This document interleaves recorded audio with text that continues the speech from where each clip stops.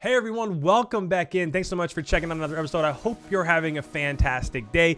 This weekend is the last home series of the year, and with that comes the Stage 5 LAN. And if you're thinking ahead to Champs, which right about now is about a month away, seeding is super important. And we're going to talk through all of that, where teams are at currently, where they want to be, and what the implications are for the matches this weekend. So even though it seems like right now the top 8 teams are solidified, you know if you're going to Champs, you know if you're not going to Champs, it's still super important with what happens this weekend and the scenario that you're going to be in heading into the weekend. So first of all, let's give you guys a little bit of a background information in terms of what the format looks like for Champs. So as we go ahead and bring up this bracket, you can see on the left, you have winners round 1 and losers round 1. And then to the right, you have winners round 2, losers round 2, so on and so forth. So when we're looking at this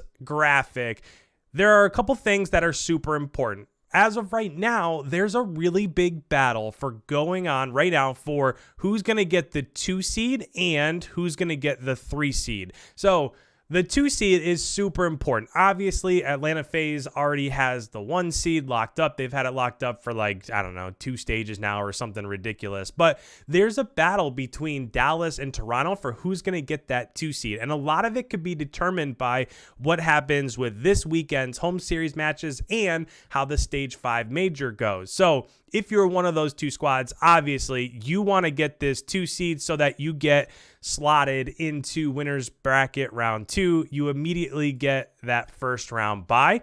After that, what also is pretty important is obviously the 3 seed. Now it seems like New York has fallen off a bit. At the start of Stage 5 group play, New York was right there. Everybody was separated by like 10 or 15 points.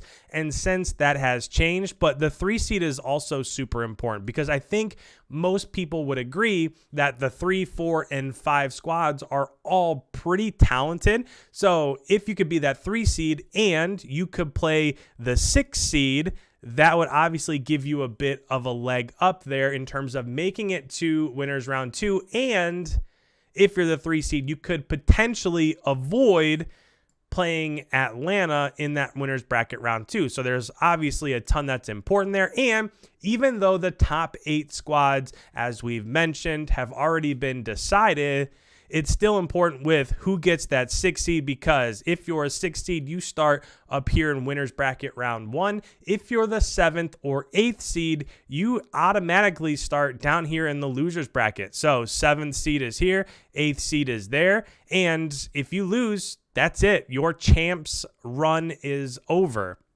So not a whole lot working for you if you're one of those bottom 2 squads. So let's talk about where those teams in particular are at. If we look at the standings right here, we have Atlanta, which is already locked up the number 1 seed in terms of having 495 CDL points. That is just absolutely ridiculous. But that battle for the 2 seed, Toronto has 345 and Dallas has 340. And I did mention that at the start of group stage, New York was only 5 points behind Dallas, somewhere in that region. Now, since right now they're 30 points behind and they're actually in danger of falling down to number 5. OpTic is on a bit of a roll. They're only 10 points behind. So if they're able to have a good weekend, they could easily leapfrog New York into that number 4th spot. But the 4th spot really doesn't matter all that much. Well, again, we'll talk about it more in a second. So if you're Toronto, if you're Dallas, you have to have a really strong finish here to the end of Stage 5 group play and a strong placing in the Stage 5 major. The other battle to watch out for this weekend is, as we mentioned, who's going to get that 6th seed and who's going to get 7th and 8th. So as of right now, Minnesota ROKKR's here as I have their jersey on. Thank you guys so much for flying me out and having me there for your home series. It was an absolute blast. But right now they are in the 6th seed and New York is only, or not New York, Florida is only 20 points behind and LA Thieves are only 20 points behind. So if Minnesota stumbles at the end of this group stage or in the Stage 5 major, they could very easily be leapfrogged by one of these teams that's underneath them. I think most people would agree that right now Florida is on an absolute terror. They are 3-0 in the stage 5 groups. Now, they do still have to play this upcoming weekend. We'll look at the schedule in a second.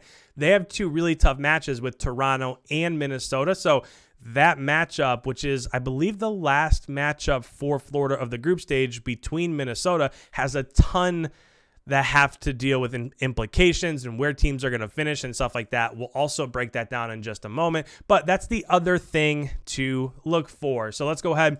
Let's look at the schedule for this weekend, and we'll just start with that 2 versus 3 scenario. Remember, Toronto has a 5-point lead, so Toronto plays here, Dallas plays here, and then we also have them playing each other the last match on Sunday. So those are 2 massive matches to watch in terms of implications. I think Toronto obviously probably has a tougher matchup right here against Florida.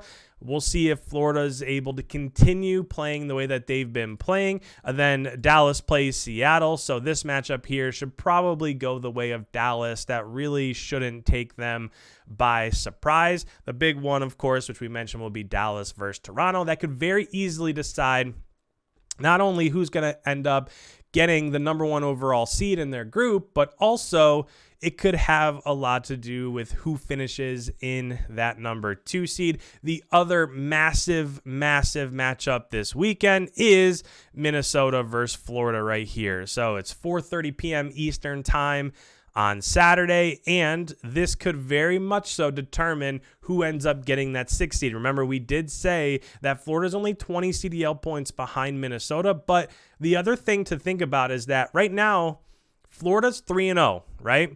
Well, they have to play Toronto, which we already mentioned. That could very easily get them to 3-1. Toronto probably going to win this matchup. And then if they play Minnesota and they lose, they'll finish 3-2 for the stage 5 groups. If Minnesota gets this win, they'll also finish 3-2, and that'll put Minnesota in the winner's bracket for stage 5 major. So there's a ton relying on this weekend, even though it seems like right off the bat, like, what are they really playing for at this point in time?